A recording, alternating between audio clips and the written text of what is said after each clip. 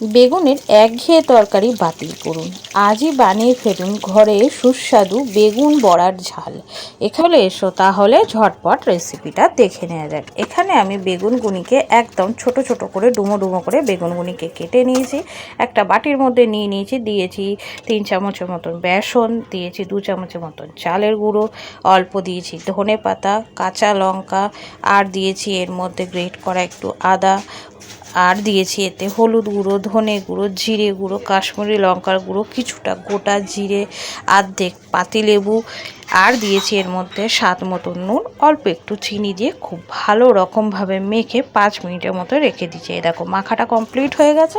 এখানে আমি তেল গরম করতে দিয়ে দিয়েছি। এবার বেগুনের বড়াগুনি এক এক করে খুব ভালো রকমভাবে ভেজে নেব। বড়াগুনি যখন ভাজবে গ্যাসের আঁচটা লো টু মিডিয়াম রাখবে, কেননা বেগুন ভাজতে ভাজতে কিন্তু বেগুন কিন্তু নরম হয়ে যায়। এখানে দেখো বেগুনগুনি এক পাশ আমার ভাজা হয়ে গেছে। আমি খুব ভালো রকমভাবে উল্টে দিয়ে এখানে দেখো মোটামুটি বেগুনের বড়াগুনি কিন্তু আমার একদম ভাজা হয়ে গেল, রেডি হয়ে গেছে কিন্তু বেগুনের বড়াগুনি। তোমরা এগুলিকে সন্ধ্যাবেলা চায়ের সাথে স্ন্যাক্স হিসেবেও খেতে পারো। এবার আমি ওই তেলের মধ্যে ফোড়নও দিয়ে দিলাম শুকনো লঙ্কা আর কিছুটা গোটা জিরে। এইবারে দিয়ে দেবো পেস্ট করে রাখা মশলাটা। এর মধ্যে আমি দিয়েছি আদা, কাঁচা লঙ্কা, টমেটো, গরম মশলা দিয়ে খুব ভালোভাবে পেস্ট করে নিয়েছি। আর দিয়ে দিলাম হলুদ গুঁড়ো, জিরে গুঁড়ো, ধনে গুঁড়ো, কাশ্মীরি লঙ্কার গুঁড়ো, স্বাদ মতো নুন, চিনি দিয়ে খুব ভালো রকমভাবে মশলাটা তেল ছাড়া অবধি কষিয়ে নিতে হবে। এখানে মশলার থেকে খুব ভালো মতন তেল ছেড়ে দিয়েছে।